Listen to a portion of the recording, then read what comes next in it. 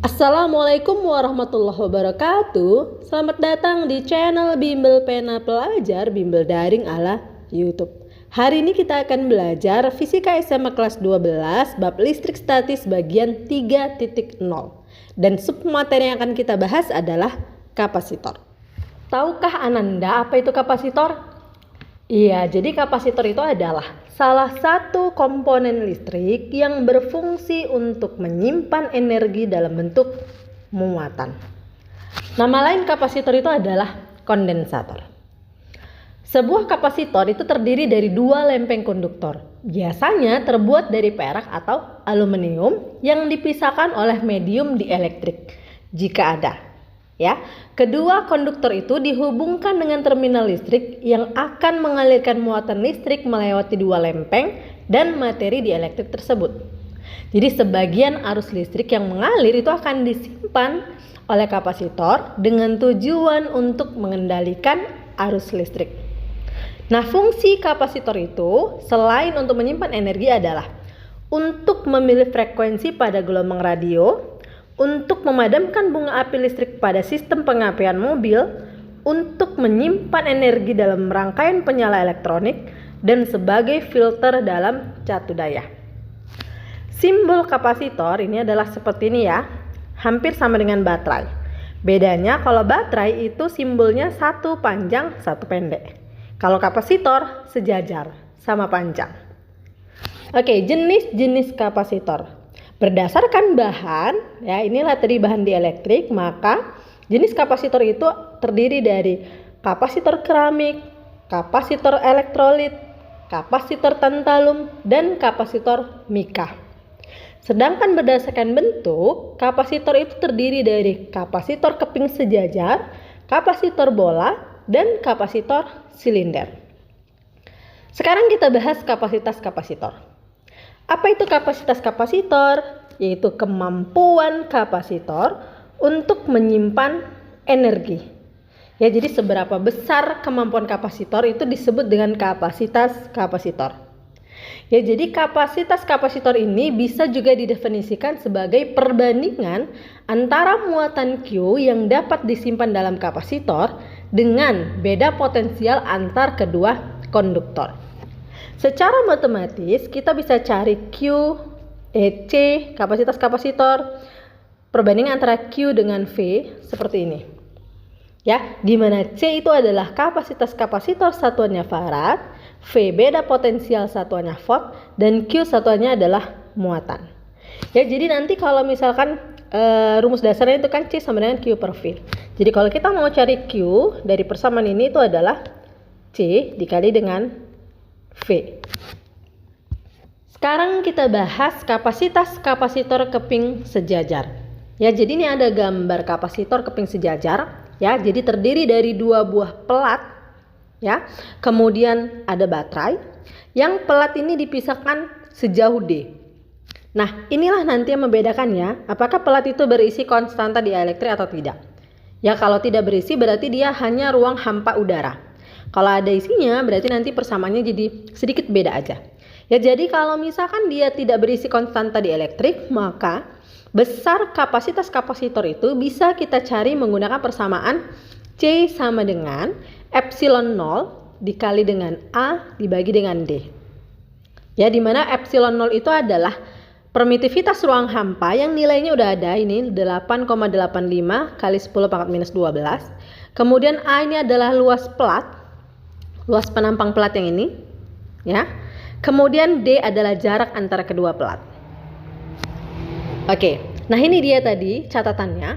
Apabila antar keping tidak berisi udara, tetapi diisi bahan dielektrik, maka persamaan yang berlaku adalah kita hanya menambahkan persamaan ini yang dasar dengan konstanta dielektriknya. Ya, jadi C-nya kalau ada konstanta dielektrik, persamaannya jadi epsilon 0 dikali K dikali A dibagi dengan D. Jadi hanya nambah K-nya aja. Ya. Tinggal ini. Nah, kalau kita mau gunakan persamaan ini boleh. Tapi kita mengganti epsilon 0 dengan epsilon aja, di mana epsilon aja itu adalah epsilon 0 dikali dengan konstanta dielektrik. Tapi kalau ibu sih lebih gampang langsung kemari. Jadi kalau dia tanpa bahan dielektrik, tanpa K. Kalau dia ada bahan dielektrik, tinggal tambah K. Jadi perkalian antara epsilon 0 dikali dengan K, dikali dengan A, dibagi dengan D. Oke, sekarang kita bahas kuat medan listrik antar kedua keping. Ya, jadi beda potensial itu bisa kita cari dari besarnya usaha dibagi dengan muatan. Ya, dimana usaha itu kan perkalian antara gaya dengan jarak perpindahan, ya kan? Nah, jaraknya di sini itu adalah jarak antar pelat D. Makanya kita ganti usaha dengan persamaan F dikali dengan D dibagi dengan Q. Ya, dimana pertemuan kita sebelumnya kita udah bahas bahwa kuat medan listrik itu pembagian antara gaya dengan muatan. Maka F dibagi dengan Q itu sama dengan E. Jadi untuk mencari beda potensial itu adalah perkalian antara kuat medan listrik dengan jarak antar pelat. Berarti dari sini bisa kita simpulkan untuk mencari kuat medan listrik itu adalah pembagian antara beda potensial dengan jarak antar pelat. Bisa? Oke, di mana W itu adalah usaha atau energi satuannya Joule, F itu adalah gaya satuannya Newton, E kuat medan listrik satuannya Newton per kolom, dan Q adalah muatan satuannya kolom. Oke, agar Anda lebih paham, sekarang kita bahas contoh soal yang pertama. Sebuah partikel bermuatan 3 kali 10 pangkat min 19 kolom. Berarti kita buat dulu ya. Diketahuinya apa aja? Ya, diketahui.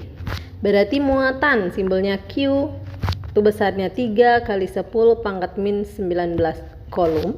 Diletakkan di antara dua keping sejajar berjarak. Berarti jaraknya itu adalah D 0,3 cm. Agar partikel mendapat gaya berarti F 3 kali 10 min 13 Newton, maka tentukan beda potensial antar kedua keping sejajar tersebut.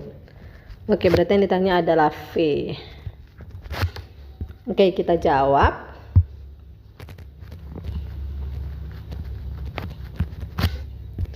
Oke, rumusnya apa nih persamaannya? Persamaan V berarti yang barusan kita bahas ya. V itu adalah perkalian antara kuat medan listrik dengan jarak antar keping. E-nya udah ada? Belum. Kalau gitu kita ambil pembagian antara gaya dengan muatan. Berarti dikali dengan D. Kalau ini ada semua? Oh, ada ya. Sekarang kita masukkan nilainya. Berarti 3 kali 10 pangkat min 13. D-nya, oke, ini berarti ubah dulu ya ke meter, berarti 0,3 kali 10 pangkat negatif 2 meter. Kita masukkan kemari berarti 0,3 kali 10 pangkat min 2. Dibagi dengan Q-nya 3 kali 10 pangkat min 19 kolom ya. Oke, kita sederhanakan berarti 3 dibagi dengan 3 selesai ya, tinggal 1. Kemudian berarti ini tinggal 0,3 kali 10 min 13 tambah min 2 berarti min 15. Oke, ini di bawah negatif berarti ke atas jadi positif 19. Berarti 0,3 kali 10 hutangnya 15 dibayar 19 berarti sisanya 4. Berarti 3 kali 10 pangkat 3 volt. Oke. Bagaimana dengan contoh soalnya? Mudah ya. Oke, kalau Ananda sudah paham, silahkan Ananda uji pemahaman Ananda dengan latihan yang pertama. Sekarang kita lanjutkan kapasitas kapasitor berbentuk bola. Ya, jadi besarnya kapasitas kapasitor bentuk bola itu persamaannya bisa kita gunakan C sama dengan 4V dikali epsilon 0 dikali dengan R. Di mana C itu adalah kapasitas kapasitor ya, satuannya farad, R jari-jari, epsilon 0 permitivitas ruang hampa. Oke, sekarang kita bahas energi yang tersimpan. Jadi seberapa besar energi yang mampu disimpan oleh kapasitas kapasitor itu persamaan dasarnya adalah W sama dengan setengah Q dikali dengan V. Ya, jadi kalau ibu, hanya ibu ingat ini aja. 1. W W sama dengan setengah Q kali V. Nah, kalau misalkan nanti dari soal Q-nya nggak ada, berarti kita dari persamaan yang dasar tadi tuh, bahwa Q itu adalah C dikali dengan V. Berarti kita gantikan ke persamaan ini. Ya, jadi gimana persamaannya? Berarti kalau kita ganti Q-nya C kali V, persamaannya menjadi W sama dengan Q kita ganti C kali V. Berarti C, V-nya pangkat 2. Setengah CV pangkat 2. Kemudian kalau seandainya V-nya yang nggak ada, Q-nya ada. Berarti dari persamaan yang mana? Ini lagi ya.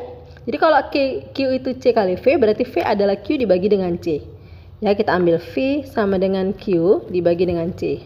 Maka persamaannya berubah jadi gimana? Berarti W sama dengan Q-nya jadi pangkat 2, V-nya jadi hilang, dibagi dengan C. Ya, berarti setengah Q pangkat 2 dibagi dengan C. Muncullah persamaan ini. Ya, jadi persamaan yang diingat hanya satu, W itu sama dengan setengah Q kali V. Nah, kalau nggak ada Q-nya, cari dari CV. Kalau nggak ada V-nya, cari dari Q dibagi dengan C. Kita lanjutkan ke contoh yang kedua. Kapasitor keping sejajar dengan luas penampang masing-masing keping adalah 50 cm pangkat 2. Oke, kita buat dulu ya. Diketahui luas penampang berarti A 50 cm pangkat 2 tanpa bahan pengisi. Oke, tanpa konstanta dielektrik. Jarak antar keping adalah 5 cm, berarti D-nya 5 cm. Dan kedua keping diberi beda potensial, V-nya 100 volt. Tentukan besar muatan yang tersimpan. Berarti yang ditanya adalah W. Oke, kita jawab. Nah, sebelum kita mau mencari W, kita perlu apa dulu nih? Nampaknya kita perlu kapasitasnya, kapasitas kapasitor. Nah, dari mana kita dapat? Berarti keping sejajar rumusnya itu adalah epsilon 0, karena ini tanpa, berarti A tanpa K dibagi dengan D. Oke, kita masukkan nilai epsilonnya. Oke, berapa tadi? 8,85 kali 10 pangkat min 12 dikali A. Oke, ini ubah dulu ya ke meter pangkat 2, berarti ini 50 kali 10 pangkat negatif 4. Ya, masukkan kembali 50 kali 10 pangkat negatif 4 dibagi dengan D-nya 5 cm, diubah juga 5 kali 10 pangkat negatif 2. 5 kali 10 pangkat negatif 2.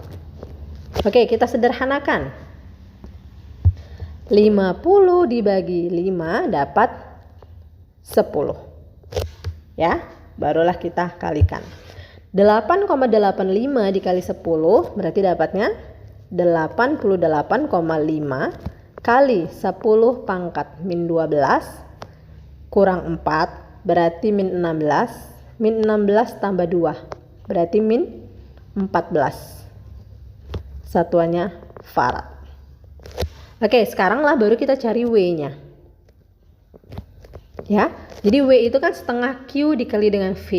Q-nya nggak ada. Berarti kita pakai persamaan berikutnya, berarti setengah CV pangkat 2. Ya, kita masukkan nilainya, berarti setengah kali 88,5 kali 10 pangkat negatif 14.